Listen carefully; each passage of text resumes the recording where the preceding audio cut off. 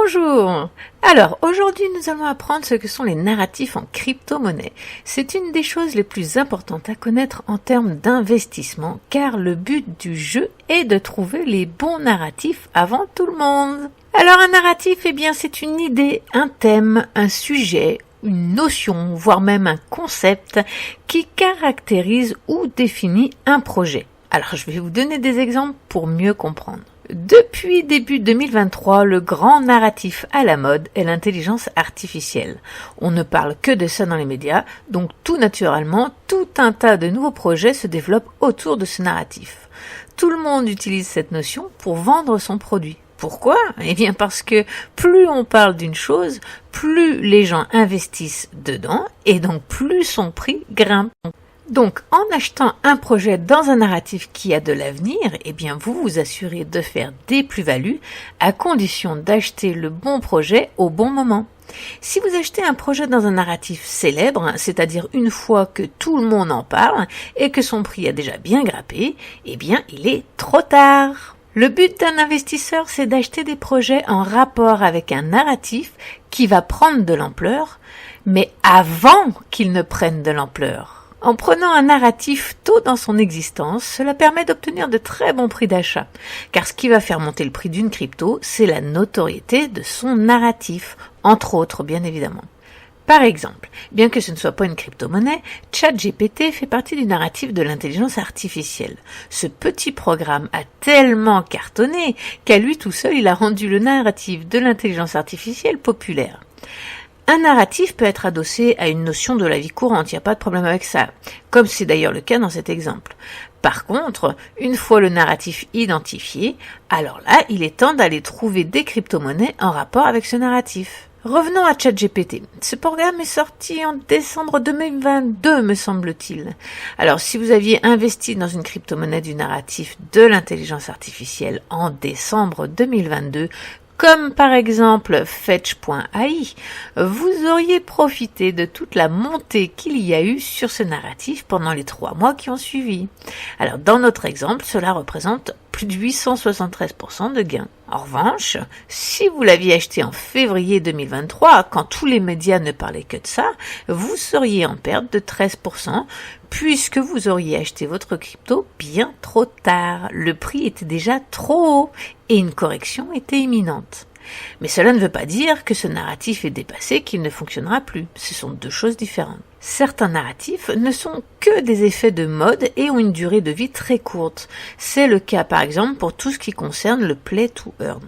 Alors, pour savoir ce qu'est le play to earn, je vous invite à regarder la vidéo sur ce sujet dans la playlist vocabulaire. Si la vidéo n'est pas encore dans la playlist, c'est qu'elle est en cours de préparation, donc soyez patient. Le play to earn, en gros, ce sont des jeux vidéo qui vous permettent de gagner de l'argent pendant que vous jouez. Mais vous vous doutez bien que peu importe le jeu auquel vous jouez, à un moment ou un autre, il ne sera plus d'actualité. Soit parce que les gens vont s'en lasser, soit parce qu'il ne sera plus rentable, soit parce que, entre-temps, un autre jeu sera plus populaire, etc.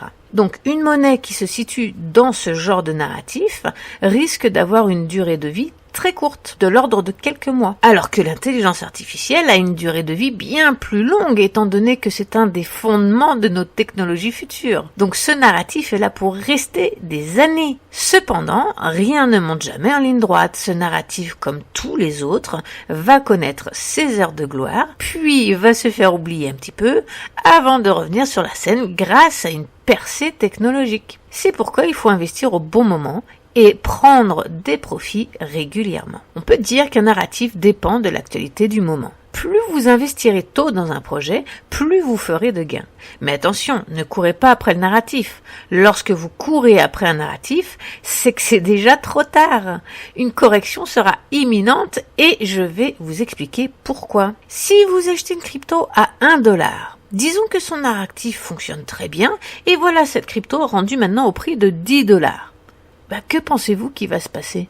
C'est tout simple. Les gens qui l'ont acheté à 1$ viennent de gagner 10 fois leur mise, donc inévitablement, ils vont vendre une partie de leur investissement pour récupérer des profits. Et autant de ventes en même temps, ça fait forcément chuter le prix d'une crypto-monnaie et entraîne une correction. Donc si vous aviez acheté cette même crypto lorsqu'elle était à 9$, eh bien vous seriez en perte, car vous ne l'auriez pas revendue à 10$. Vous auriez forcément attendu de faire plus de profit. Mais comme son prix entame une correction, vous immobilisez votre argent jusqu'à ce que son prix remonte au-dessus de 10$ en espérant que cela arrive. C'est pourquoi quand un narratif devient un phénomène de mode, il est temps de récupérer des profits et non pas d'acheter la monnaie. Il faut faire l'inverse. Si vous avez raté le train d'un narratif et que celui-ci est encore d'actualité, alors il est conseillé d'attendre une correction pour vous positionner. Pensez à regarder mes vidéos dans la playlist trucs et astuces. Je vais faire une vidéo sur les prix psychologiques et les moments où il est préférable de récupérer certains gains. Pour être sûr de ne pas rater cette vidéo, je vous conseille bien évidemment de vous abonner à la chaîne. Et en plus, cela encouragera mon travail et ça m'aidera beaucoup. Alors, comment découvrir un narratif avant tout le monde? Il existe plusieurs solutions, mais voici mes 2 préférées. La première, la plus simple, est de suivre des personnes dont c'est le métier sur YouTube, Twitter ou les autres réseaux sociaux. Une fois qu'ils vous auront parlé d'un narratif avec un potentiel, faites ensuite vos propres recherches pour savoir si vous êtes d'accord avec cette personne ou non. Une autre solution complémentaire à la première consiste à créer des alertes dans Google Alert. Alors là aussi, je vais faire un tutoriel pour ça. Donc encore une fois, pensez à vous abonner pour ne pas manquer cette vidéo. Avec Google Alert, vous serez averti tous les jours des dernières actualités dans des domaines précis que vous aurez choisis vous-même. Cela vous permettra de connaître rapidement les dernières actualités qui pourraient lancer un narratif avant que tout le monde n'en parle. Avec Google Alert, par exemple, vous auriez été prévenu dès octobre, voire novembre, que ChatGPT allait être lancé en décembre 2022.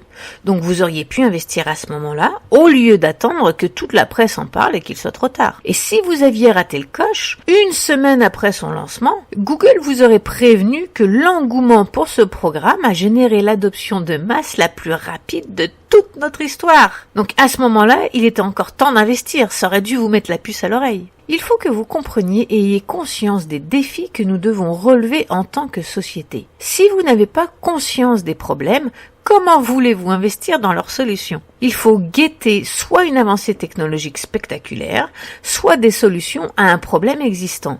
C'est la base d'un narratif qui marche. Mais pour faire ça, il faut s'intéresser au fonctionnement de nos sociétés. Par exemple, si vous ne saviez pas que les frais sur la blockchain Ethereum étaient pharaoniques, vous n'auriez jamais pu investir dans les Layer 2 qui permettent, entre autres, de réduire les frais. Il faut donc se tenir informé non seulement des problèmes de société, mais aussi des problèmes rencontrés dans le milieu des crypto-monnaies. Il ne faut pas attendre que l'information vienne à vous, car c'est trop tard quand cela arrive.